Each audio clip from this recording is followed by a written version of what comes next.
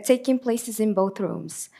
Starting with Privacy by Design à l'ère IA générative de la conformité à l'innovation responsable, qui se déroulera en salle au 2e étage, s'il vous plaît. Ensuite, Threat Intelligence and Dark Web Analysis, analyse des menaces en éveil proactive.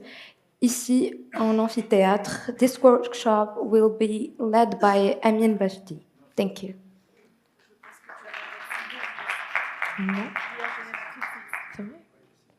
D'accord, oui. Alors, pour le premier atelier, ça va se dérouler ici. Pour le deuxième, Threat Intelligence and Dark Web Analysis, va être en 2e étage. Merci. Bonjour à toutes et à tous. Et merci d'être présents à cet atelier consacré à la Privacy by Design, à l'ère de l'IA générative. J'ai l'honneur d'être accompagnée par mes 3 chers amis et experts dans le domaine. Donc je commence par présenter Madame Samira Malkai. Vous êtes consultante Data Privacy et GRC et vous êtes DPO externe. Madame Inès Benzouz, vous êtes avocate en Tech and Data, barreau de Paris et Bruxelles. Et Monsieur Mohamed Bekli, vous avez un doctorat en information, en sécurité d'information, machine learning, et vous représentez la CNDP. Donc vous travaillez au sein de la CNDP. Merci beaucoup d'avoir déjà accepté d'être parmi nous. Et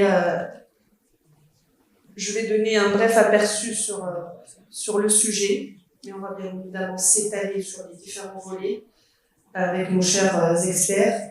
Donc l'IA générative transforme notre vie, nos usages métiers de façon quotidienne, mais elle introduit aussi de nouveaux défis et de nouveaux risques. Donc les risques liés à la perte de confidentialité, la fuite de données, l'atteinte à la vie privée, l'hallucination, le biais. Et donc on va détailler tout ça, on va entrer vraiment au cœur de ce sujet avec mes chers experts. Donc la première question qu'on a parmi l'audience des étudiants, et évidemment on part des concepts de base, j'aimerais bien commencer par une définition de l'IA générative et de la Privacy by Design. Et je m'adresse à toi, Mohamed, pour nos chers étudiants et même l'audience qui ne fait pas partie du domaine, comment on peut leur donner un bref aperçu sur ces 2 concepts qui sont très très larges, mais qui sont très utiles. Merci. En fait, c'est une excellente question pour un peu rappeler les fondamentaux. L'IA générative, comme son nom l'indique, c'est un système IA qui permet de générer du contenu. Donc, la démonstration de M. Chamir a bien illustré les modèles, les large language models. Donc, c'est une démonstration forte que l'être humain a pu modéliser correctement la question du traitement du langage naturel. C'est-à-dire, on a pu très bien maîtriser comment les phrases sont construites, comment le sens est établi, comment on peut tenir une conversation. Donc c'est une preuve que la science du traitement du langage naturel a trouvé son succès. Donc ça c'est de 1. L'innovation derrière ça, je pense que l'élément marquant, c'est l'année 2016, où Google a publié un paper sur les transformers. C'est-à-dire qu'on a pu, au lieu de traiter une phrase, par exemple, si on prend le français de gauche à droite, mot par mot, on a traité la phrase dans sa globalité. C'est-à-dire, on attend le moment où le prénom renvoie vers un sujet, vers un complément, etc. On ne traite pas de façon comme ça, mot par mot, mais phrase par phrase. C'est d'où la pertinence des résultats que l'on obtient quand on interroge un IA génératif, exactement. Un des exemples pour illustrer, c'est quand vous utilisez WhatsApp. Donc, l'IA générative, il propose, quand vous tapez un message, vous vous dites ça va, vous dites bonjour, il vous propose ça va. Donc, c'est une manière de prédire le mot suivant, de deviner le mot suivant, parce que ces deux mots sont toujours corrélés, sont toujours ensemble, et on vous propose des phrases, voilà. Alors, ça, c'est pas de l'IA prédictive, ça, c'est toujours de l'IA générative. C'est toujours génératif. À partir d'un petit exemple, on génère le reste. D'accord ? Donc, on est parti sur un modèle qui traite uniquement du texte, vers des modèles assez sophistiqués, qui traitent de la vidéo, de l'image, etc. On parle pas d'un LLM simple, mais d'un LLM multimodal, qui traite à la fois le son, les images, etc. Et il est capable de faire de l'art, etc. Donc, tout ça, ça rentre dans la génération. Bien sûr. Il s'agit du texte, il s'agit de l'audio, il s'agit de la musique, etc. On Donc, est toujours dans le contexte. Et par rapport à cela, on peut distinguer de grandes familles de modèles. Il y a les larges qui ont été entraînés par des exemples, par des datasets avec un nombre phénoménal de données. Et les autres modèles, c'est les small qui peuvent tourner sur des environnements avec une capacité de calcul restreinte. Mais on va en revenir. Voilà. Donc pour les exemples des LLM, le fameux exemple, c'est le ChatGPT. Pour les exemples des SLM, on peut avoir le Mini Mistral, le Queen, etc., qui peut tourner sur une machine locale. Qui sont tous les deux propriétaires. Bien sûr, bien sûr. Ça, c'est de l'IA générative. C'est des éléments de contexte. Pour la privacy by design, ça, c'est un concept qui a été mis en avant par une Canadienne égyptienne, Anne Kakovian, d'accord, dans la fin des années 80, et qui repose sur le principe qu'il faut penser vie privée, penser protection des données dès la conception d'un projet. Donc, il faut avoir les réflexes de confectionner le système de façon respectueuse à la vie privée. C'est ça le principe de base. Et pour faire cela, il y a différentes déclinaisons. Quand vous développez une application mobile, il faut penser à recueillir le consentement de la personne sur un formulaire donné. Il faut penser à rajouter une case à cocher pour matérialiser le consentement. Il faut penser à rajouter une mention type qui informe la personne qui va, ou bien l'internaute, sur la vocation de ce formulaire, quelle est la finalité. Ça, c'est vraiment ce qui est demandé dans le cadre de la privacy. C'est des déclinaisons. Mais en gros, c'est le fait de rendre ta donnée personnelle confidentielle, c'est-à-dire le fait de respecter ta vie privée. Et by design, c'est le fait d'intégrer dès la conception. Et effectivement. D'accord, très bien. Alors, juste une remarque. Donc oui, pour compléter. Comme on est focus en fait sur l'IA générative, je voulais juste dire que l'IA générative, en fait, elle change complètement de paradigme. Donc avant, avec un système informatique classique, on protégeait effectivement la donnée statique, par exemple par le chiffrement. Là, l'IA générative, en fait, on passe plutôt à une protection dynamique, c'est-à-dire des usages, et notamment les comportements des utilisateurs. Donc c'est un changement vraiment très important qui... Voilà. Effectivement, parce qu'on n'est plus sur la donnée stable. On connaît un peu les modèles, le chiffrement A13, quand il s'agit d'une base de données, in transit, quand vous êtes en train de transférer la donnée entre un envoyeur et un récepteur. Mais effectivement, là, on est sur des modèles où la donnée est en train de tourner. Donc forcément, c'est plus un modèle statique, mais un modèle comportemental. Donc on doit effectivement réfléchir à tout cela. Merci pour ce complément. Je m'adresse à toi, Inès. Vous m'entendez toujours? Oui. Donc la question, c'est, selon en fait ton expérience, Selon ton expérience sur le terrain, donc vous faites partie voilà, d'un cabinet d'avocats et vous collaborez avec des entreprises, mais évidemment toujours régies par un cadre européen. Je voudrais tout d'abord parler des risques liés à l'IA générative. Donc comment déjà vous les identifiez et quels sont les risques en fait nouveaux que l'IA générative nous amène?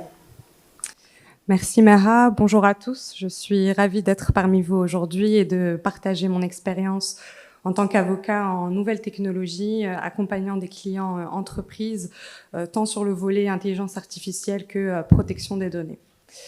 Alors nous, en novembre 2022, on a assisté avec le reste du monde à l'avènement de ChatGPT et à la démocratisation rapide de l'utilisation de l'IA générative en entreprise. Donc nos clients étaient à la fois fascinés par la promesse de productivité, mais également soucieux des problématiques juridiques que cela pouvait impliquer. Donc, dans un premier temps, il faut savoir qu'à l'époque, il n'y avait pas de cadre réglementaire pour encadrer justement l'intelligence artificielle et notamment générative. Et donc, on a dû se rattacher à des concepts juridiques et à des lois préexistantes, notamment le règlement sur la protection des données qu'on connaît sous le nom de RGPD. Donc, dans un premier temps, on a dû identifier les risques inhérents à l'IA générative et évidemment, ils sont multiples, mais j'en citerai que quelques-uns. Donc premièrement, celui qui est lié évidemment à la confidentialité des données, puisque c'est une interface qui permet aux utilisateurs d'insérer des données au système, notamment des données sensibles, mais aussi des données stratégiques de l'entreprise, avec ce risque évidemment d'apprentissage par le modèle donc sur base de ces données, mais notamment le risque de régurgitation des données à des tiers utilisateurs.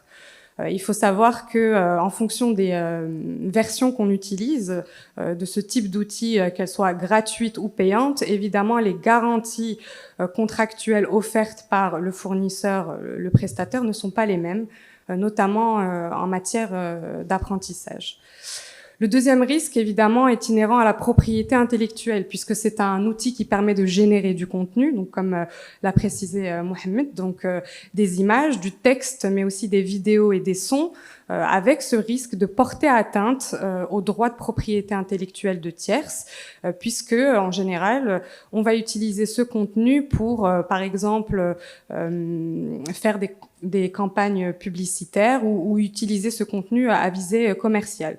Et on expose évidemment l'entreprise à des risques de poursuite pour atteinte aux droits de propriété intellectuelle de tierces. Troisièmement, on a évidemment le risque de biais, on l'a déjà évoqué, puisqu'il y a un réel échange, une vraie interaction entre les utilisateurs et la machine, qui produit donc des propos qui peuvent être discriminants, qui renforcent des stéréotypes, mais aussi qui peuvent tenir des propos sexistes. Et finalement, le risque de prise de décision exclusivement fondée sur le contenu généré, avec cette peur en fait de perdre le discernement de l'utilisateur lorsqu'il se base exclusivement sur le contenu généré pour prendre une décision qui peut avoir des impacts sur l'entreprise, dans un domaine RH, dans un domaine de santé ou encore financier. Donc effectivement, nous, on est intervenu dans un premier temps pour identifier ces risques, mais aussi pour mettre en place assez rapidement des chartes de bonne utilisation pour expliquer aux utilisateurs ce qui était totalement proscrit et ce qui était autorisé. Alors, la suite logique et normale de la question, c'est quelles sont les réglementations en vigueur en Europe. Et par la suite, ça va être au Maroc. Alors effectivement, comme je le rappelais, en 2022, il n'y avait pas encore de cadre réglementaire sur le sujet. En août 2024, donc il y a à peu près 1 an et demi, l'Europe a voté donc le règlement sur l'intelligence artificielle et il faut souligner que c'était le premier au monde qui était donc destiné à encadrer l'usage de l'intelligence artificielle. Et c'est un texte qui se veut concilier l'innovation, mais aussi protéger la santé, la sécurité et les droits fondamentaux des personnes. Donc c'est un texte qui est basé en fait sur une approche par les risques. Donc on catégorise en fait l'utilisation de l'intelligence artificielle. Donc tout d'abord avec des pratiques interdites, qu'on considère comme étant trop dangereuses pour la société. Donc on va prendre pour exemple la notation sociale. Donc c'est les systèmes d'IA qui permettent, sur base du comportement d'une personne, par exemple si elle a des contraventions, si elle ne paye pas des factures, de générer un score.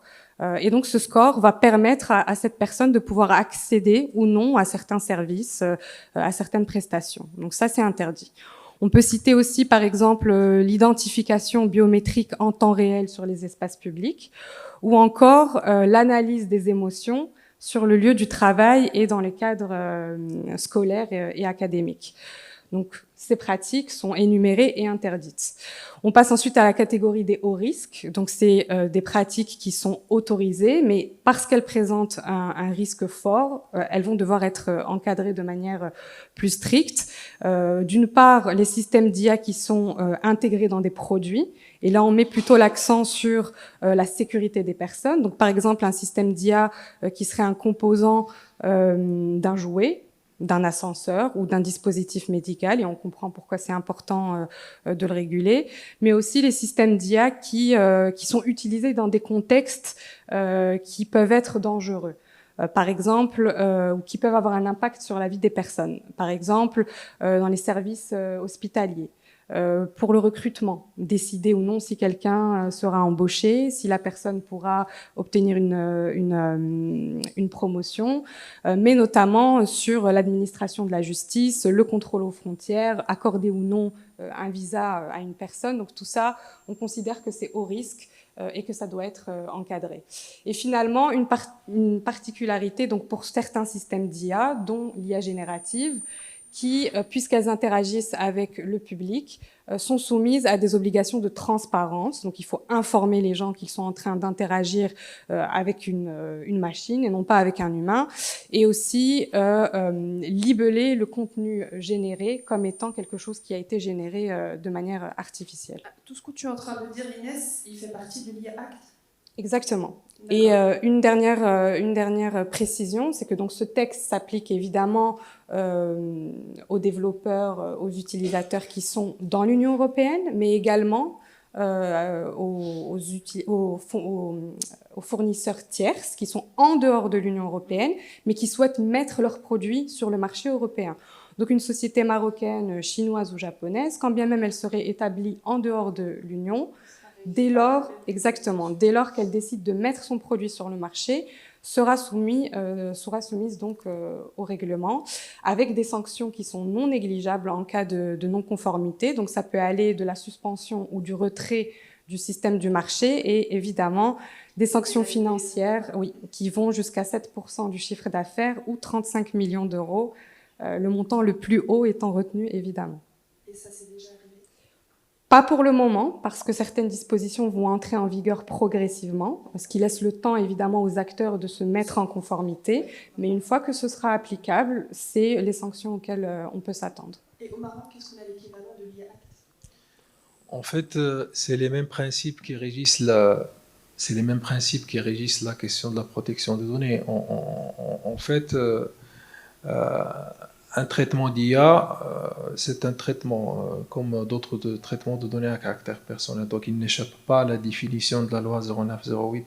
Donc, dans notre contexte, nous avons aussi enregistré des demandes par des responsables de traitement, des institutions, des entreprises qui ont voulu, bien évidemment, mettre en place des mécanismes d'intelligence artificielle, de reconnaissance faciale, etc.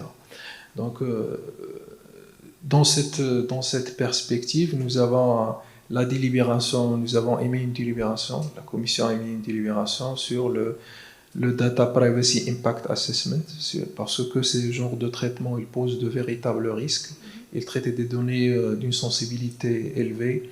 Donc, nous avons émis une délibération sur sur la nécessité plutôt de conduire un impact assessment,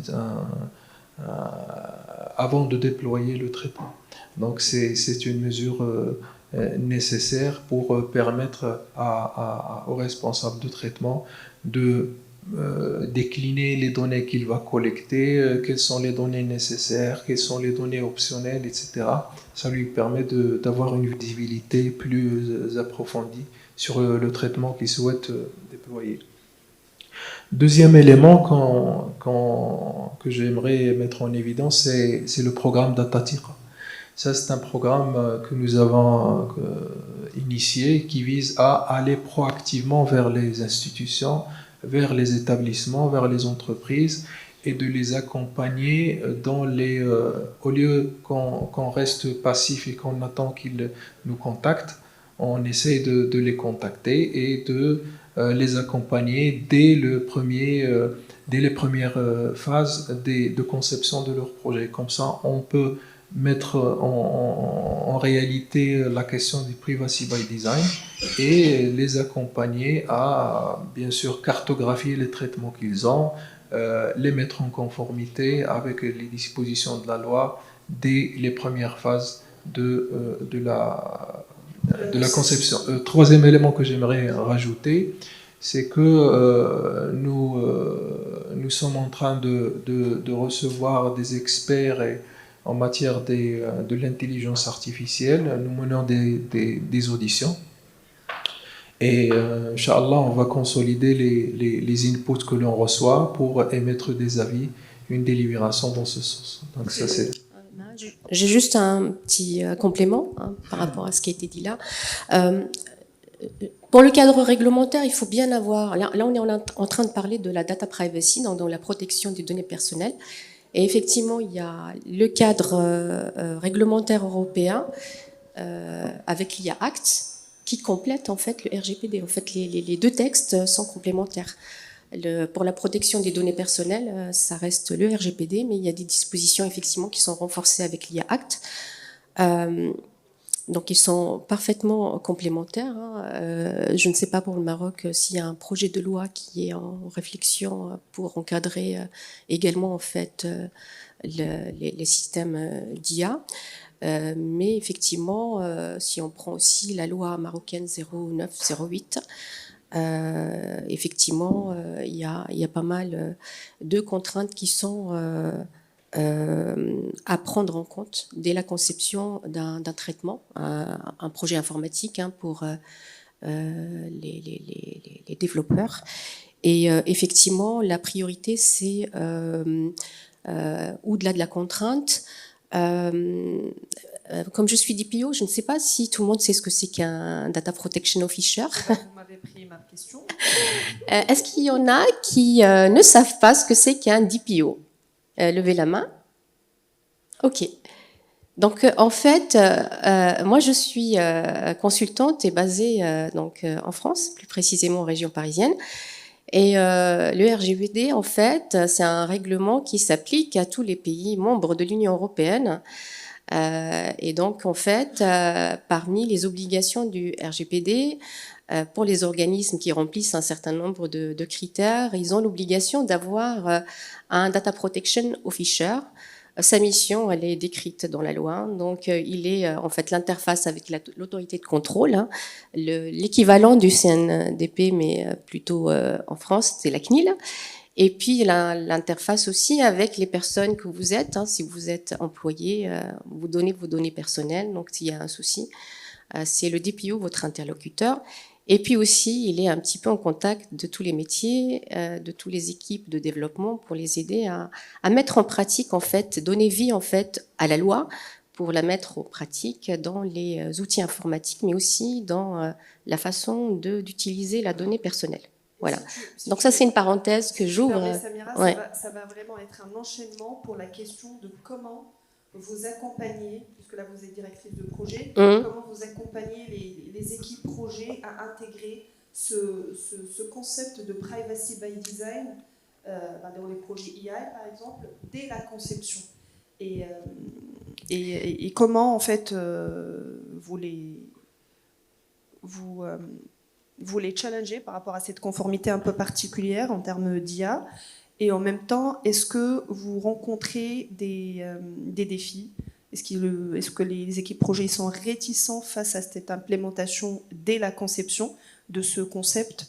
ou plutôt ils sont vraiment aidants et ils sont vraiment dans cette vision de se conformer dès le début au lieu de laisser un outil go live et par la suite on aura une inconformité à gérer. Ça va être lourd en termes de budget, en termes de projet, en termes de timeline. Donc comment vous accompagnez? Quel est le process de bout en bout pour intégrer cette privacy by design?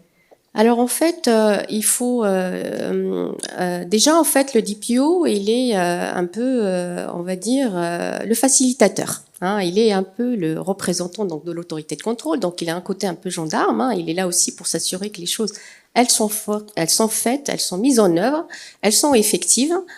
Donc en conformité avec la loi. Hein. Donc en fait, forcément, on est perçu comme l'empêcheur de tourner en rond et on n'est pas nécessairement toujours au début bien accueilli. Hein. Donc la conformité, ça fait pas rêver. Hein. C'est pas la partie la plus sexy de tout ce qu'on peut faire en termes de développement informatique. Donc généralement, il y a beaucoup de réticence, beaucoup de résistance, beaucoup de peur aussi. Le problème, la première difficulté, le premier défi, c'est établir la confiance avec les équipes en interne d'un organisme pour, en fait, qui viennent voir quand il y a un sujet, protection de données personnelles. Donc ça, c'est déjà un gros travail pour établir, en fait, cette confiance. Oui, on est là pour contrôler, mais on est là aussi pour dire concrètement, on a une loi et concrètement, je t'accompagne. Toi, tu es développeur, tu dois mettre en place une IA générative. Et effectivement, il faut respecter les exigences de la réglementation dès la conception. Et moi, je vais t'aider à te poser les bonnes questions et effectivement à les traduire dans ton langage technique pour que tu puisses être compliant. Et j'ai envie de dire déjà, pour lever ce frein-là, établir la relation de confiance, j'essaye de faire passer la pilule en leur disant que, en fait, il faut voir...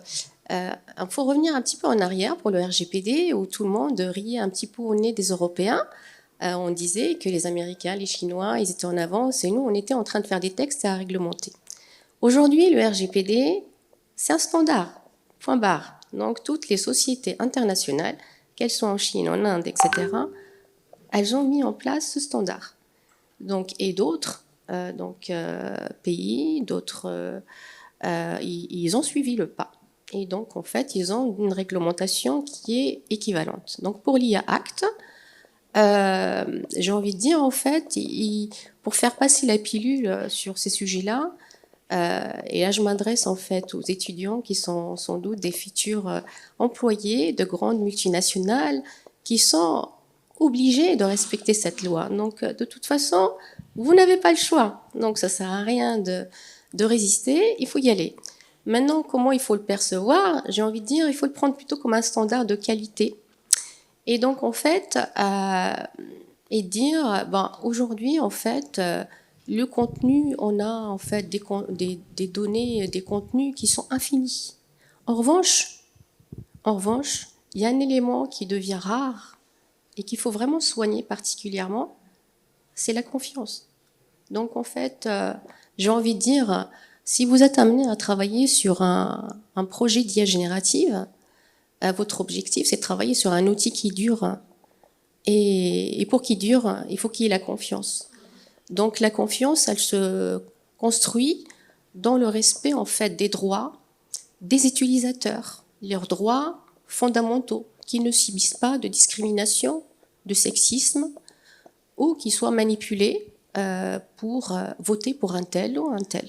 Donc, dans le respect des droits des utilisateurs, une IA responsable, ou un outil responsable, c'est un outil qui respecte l'utilisateur et respecte concrètement en fait tous ses droits fondamentaux. Samira, si tu permets. Et effectivement, j'ai peut-être un petit peu dérivé, mais concrètement, il fait comment? Il faut en fait, si vous avez un référent, demain vous travaillez pour une société internationale, vous faites appel à l'équivalent, donc à un référent de protection de données personnelles, un DPO, s'il existe, ou un équivalent. Et effectivement, le DPO, il travaille avec le RSSI, il travaille notamment avec les juristes pour donner vie et traduire ça en exigences qui sont intégrées dans le cahier des charges. Très bien, merci beaucoup. S'il te plaît, Mohamed, je veux bien te poser une question par rapport à quel est l'avantage d'intégrer la privacy by design dès la conception. Quel est l'avantage en termes de vente de produits, conformité voilà, by design. Et en même temps, si on a un produit fini, qu'on a envie de le rendre conforme par rapport à cette privacy. C'est plus by design, parce qu'on n'est plus dans la phase conception. On a un produit go live, mais on veut qu'il soit conforme à l'IA Act, par exemple. Donc, qui inclut, bien évidemment, tous les concepts du RGPD, respect de la vie privée. Quel est le coût? Quels sont les avantages de s'y prendre bien en avance? Merci. Moi, j'aimerais rebondir sur la question de la confiance. En fait, la confiance se construit effectivement, mais nous, quand on accompagne les responsables de traitement, les institutions, etc., on constate que la réticence elle est liée à deux facteurs. Le premier, c'est que c'est la méconnaissance de certains concepts. On parle privacy by design, comme ça, des concepts théoriques, sans donner des illustrations concrètes et des exemples concrets sur comment décliner ceci. Bon, quand vous dites à un responsable de traitement sur votre site web, il faut avoir une bannière dans laquelle vous affichez que vous collectez les cookies, d'accord, et que vous donnez la main au responsable de traitement, à l'internaute ou bien au visiteur de l'application mobile ou bien du site web, que de choisir les cookies que l'on souhaite collecter. D'accord, donc vous donnez la maîtrise à l'utilisateur de choisir les options adéquates, quoi. Parce que une bannière qui comporte des préférences de collecte des données, ça donne une certaine convivialité à l'utilisateur et il va savoir que ce site effectivement prend la question de la vie privée, de la protection des données dans ses considérations dans la conception. Donc, plus on vulgarise, plus on donne des exemples, plus on donne des guides, des manuels, des fascicules, etc., ça va devenir facile. Donc il y a une phase de sensibilisation. Effectivement, et d'accompagnement. À mettre en place. Voilà, et d'exemples. Ça, c'est très important pour qu'on sorte des concepts comme ça abstraits vers des concepts concrets. Nous, dans les campagnes que l'on fait, on se déplace souvent de manière régulière à Technopark.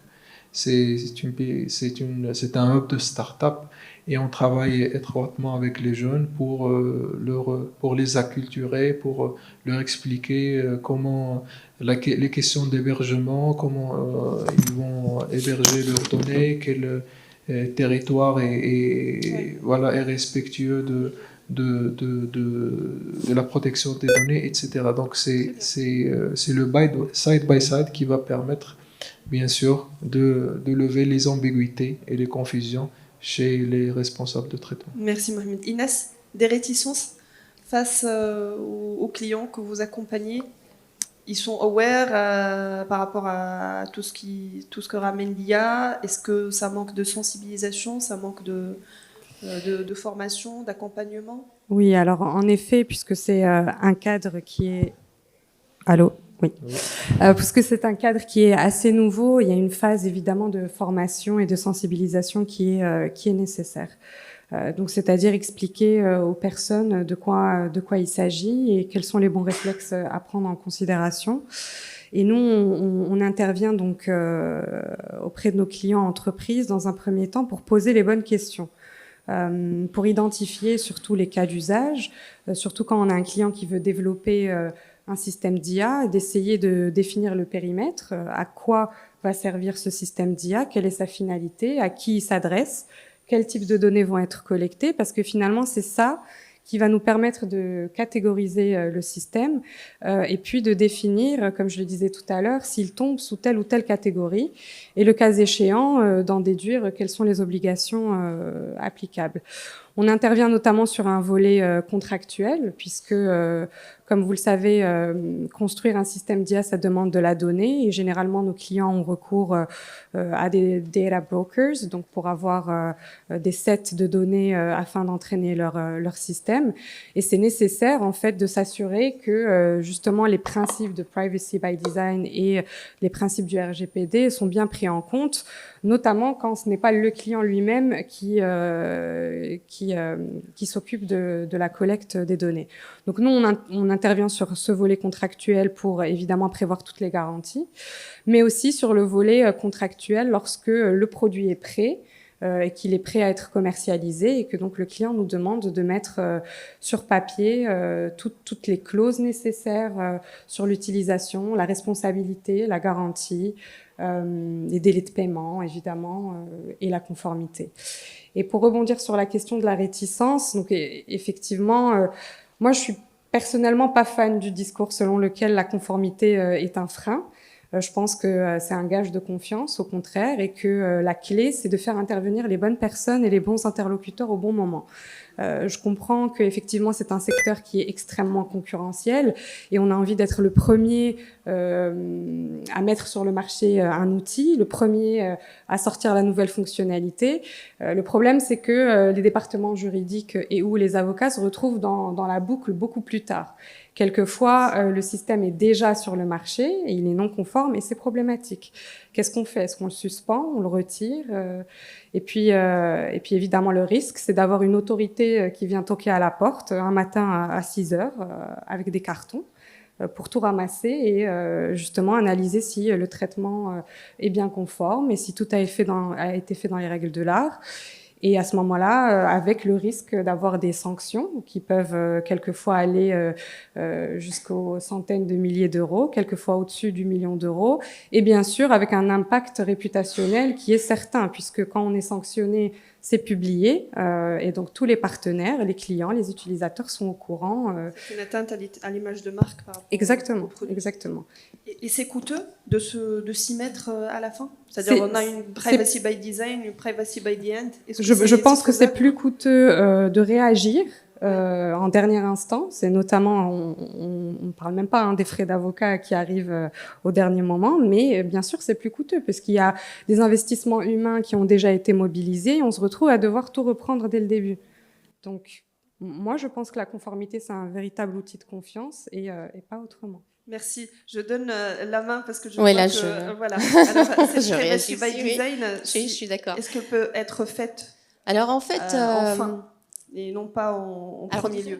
La question du coût, elle est intéressante parce que c'est comme ça qu'on arrive à accueillir notamment les bons sponsors au sein d'une entreprise quand ils perçoivent la réglementation et la conformité donc comme un frein.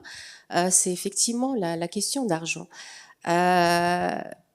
Tout à l'heure, pour faire un petit peu le lien avec la table ronde précédente, on a parlé justement d'empoisonnement et du coût que ça pourrait pour le nettoyage. Bon, on a compris que c'est pas à la portée de n'importe quelle bourse et que c'est impossible. Donc le désapprentissage aujourd'hui, on sait pas faire. C'est pas encore au point, en tout cas. Donc de toute manière, c'est là où effectivement le DPO, en tout cas représentant des autorités de contrôle, il dit en fait la solution c'est ne pas agir a posteriori mais vraiment a priori.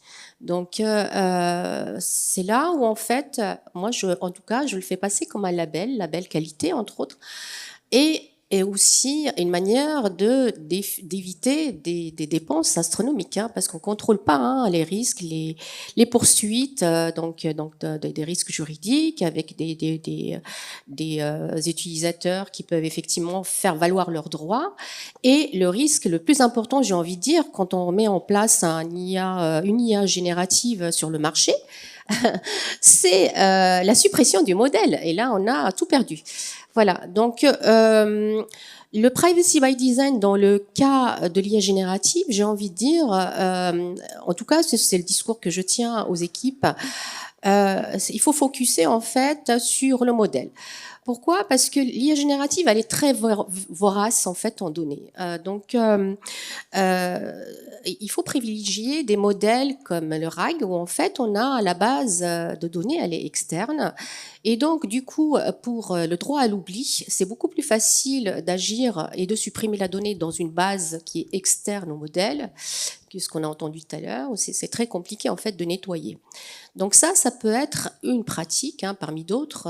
Moi, je suis pas spécialiste de l'IA, mais en tout cas, c'est des pistes.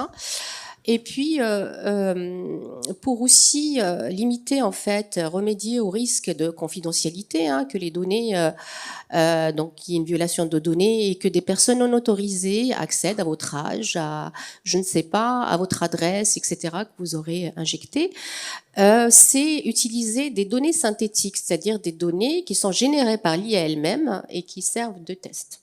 Ça peut être aussi une mesure qui permette d'être intégrée en privacy by design. Et puis un troisième exemple que je vois, en tout cas dans Perplexity ou ChatGPT ou Gemini, c'est des filtres, donc des privacy filtres, je sais pas comment on appelle ça exactement techniquement, mais des filtres en fait qui permettent de bloquer donc l'affichage de données personnelles, elles ont été injectées, mais de les bloquer. Donc ça limite le risque en fait de confidentialité. Et voilà, donc c'était juste pour dire que le défi en fait majeur en fait de privacy by design versus, enfin pour la partie donc pour les traitements liés à l'IA générative, c'est la minimisation en fait. Donc et en fait c'est très compliqué une fois que le coup est parti, il est parti. Donc la solution elle est en amont.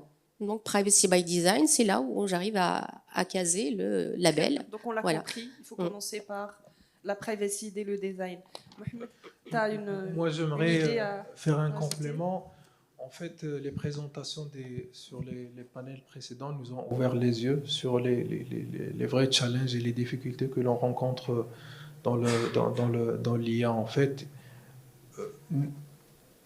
je considère qu'il faut être minutieux et dans les choix, parce que la différence entre le développement classique et le développement d'un système IA, c'est que dans le classique, on donne des règles et dans l'IA, on donne des exemples. Donc on doit faire attention aux exemples que l'on injecte.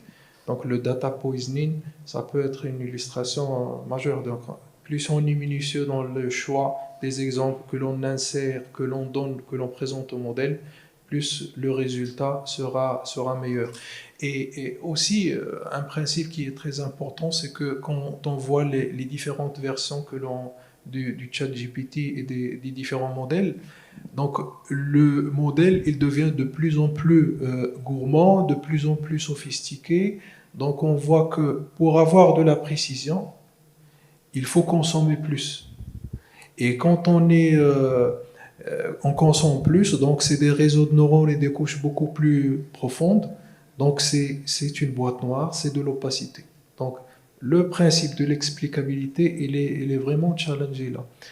Parce que même celui qui a pu confectionner le système ne sera pas capable de le maîtriser, d'expliquer avec une certaine précision le résultat obtenu. Donc un système probabiliste, il peut donner un résultat, on peut pas... Quand vous jetez une pièce de monnaie comme ça, est-ce que vous pouvez prédire ça va être pile ou face? Donc ça, on peut donner des explications, c'est à cause du vent, c'est à cause de la vitesse avec laquelle vous avez jeté la pièce de monnaie, mais souvent il y a une ça probabilité reste... de 50% de tomber sur... ça c'est un exemple, mais dans un modèle, large language model, c'est des milliards de paramètres et des données d'ordre phénoménal. C'est ce qui challenge la question de l'explicabilité. Hier, on a eu une petite discussion autour de notre table de dîner et je ferme une parenthèse tout de suite. C'est juste une réflexion que je partage avec vous. La privacy by design dans le cadre de l'IA, il y a toujours un maillon faible dedans. C'est que si on utilise une IA sur étagère, ça veut dire qu'il a été déjà, il a déjà appris ou il a été déjà entraîné, voilà, merci pour le terme, entraîné sur des données qu'on ne maîtrise pas. et qu'on va utiliser pour concevoir tout un outil qu'on va essayer de mettre une couche de privacy by design. Donc oui, on va mettre la privacy by design sur la couche externe, mais le modèle, il a été déjà entraîné sur des données qu'on n'a pas maîtrisées. Face à ça, si on utilise un modèle qui est open source et qu'on essaie d'entraîner sur nos données à nous, ben déjà c'est coûteux. Est-ce que le client a les moyens pour le faire? Les infrastructures qui vont permettre de tourner ce modèle et les big data qui vont un petit peu apprendre ce modèle, etc. Donc on est dans un dilemme voilà, un peu entre deux. Mais je pense que les recherches ils sont en cours. D'ailleurs, ce matin, j'ai vu qu'il y a des recherches en cours pour travailler sur les données totalement chiffrées. Donc, on a l'application du Fully Homomorphic Encryption sur un modèle qui est chiffré, les données qui sont chiffrées, la sortie elle est chiffrée, mais ça reste loin d'être applicable. Et je ferme la parenthèse pour ceux qui veulent un petit peu, voilà, une touche de recherche sur le sujet. Je vais juste rebondir Inès, sur ça parce que ça soulève un point extrêmement intéressant, c'est celui de la responsabilité. Parce que effectivement, les fournisseurs de modèles d'IA, on les connaît, c'est les grands. Et puis ensuite, il y a les applications qu'on appelle downstream, c'est-à-dire donc les autres entreprises qui vont intégrer donc ces modèles d'IA à leur modèle, à leur système, puis ensuite les commercialiser sur le marché. Ça pose effectivement la question de explainability et de l'opacité donc de la boîte noire et comment finalement ces downstream providers vont être responsables finalement d'un output final alors que le modèle n'a pas été entraîné par eux et qu'ils le récupèrent nécessairement d'un tierce. Donc ça c'est des questions auxquelles on n'a pas encore des réponses, mais je vais réagir par rapport à ça. Quand on utilise ChatGPT, est-ce qu'on engage la responsabilité d'OpenAI? Non. C'est l'utilisateur qui a utilisé le ChatGPT qui est responsable. Je suis d'accord avec toi, mais normalement, il doit y avoir une matrice de Rassi comme le cadre du cloud. Bon, c'était une révolution et tout le monde était un petit peu perdu. Mais quand même, les providers, ils étaient obligés de nous sortir une matrice de responsabilité. Et donc, quand tu es sur le SaaS, tu es responsable de tes données, tu es responsable de la configuration, le paramétrage de ton outil. Quand tu es sur du PaaS, voilà les responsabilités du provider, les responsabilités du client. Donc, je pense qu'on s'attend à ça vis-à-vis les providers du modèle IA. Comme ça, on sait quelles sont nos responsabilités face à l'utilisation finale et quelles sont les responsabilités d'un provider, d'un modèle IA pré-entraîné. Donc normalement, si on a cette matrice, on va avoir vraiment on va dire un appui sur le client final pour qu'il maîtrise ses responsabilités et qu'il les respecte. Voilà, c'était entre parenthèses. Mais c'est vrai que c'est une question à laquelle on n'a pas totalement de réponse, hein, mais en fait, quand on prend un modèle, après, admettons, on prend effectivement, tu prends l'exemple d'un modèle, on prend un modèle, donc open source, et puis on l'installe. On l'installe en fait au sein d'une entreprise pour pas avoir une IA cow-boy qui en fait va exposer en fait mes données stratégiques. Okay. On en prend une d'un point de vue infra, on fait en sorte en fait qu'elle soit étanche, c'est-à-dire que les données en fait internes. Donc ça permet déjà de un peu répondre à un autre thème, celui de Shadow AI, c'est-à-dire mettre à disposition des employés, en les formant bien évidemment, un outil qui leur permet d'avoir un outil IA interne étanche. Okay. Mais effectivement, se pose la question, donc tu le prends et tu fais du fine-tuning, donc tu l'adaptes, hein, tu contextualises aux usages, aux besoins en fait de l'organisme. Mais, alors là, je me retourne vers l'avocate. Si on va trop loin en fine-tuning, se pose la question de la responsabilité. Est-ce qu'on ne devient pas... Enfin, il y a la question de fournisseur, etc. Est-ce que, voilà, en termes de responsabilité, il y a peut-être une question. Effectivement, donc le règlement sur l'intelligence artificielle prévoit ces cas où le deployer initial se retrouve à tellement modifier finalement la finalité du système d'IA qu'il se retrouve à devenir fournisseur. Et donc dans ce cadre, il doit respecter toutes les obligations qui sont quand même assez lourdes, puisqu'il a tellement configuré et tellement modifié la finalité que finalement, c'est sur ses épaules que repose le respect à la loi.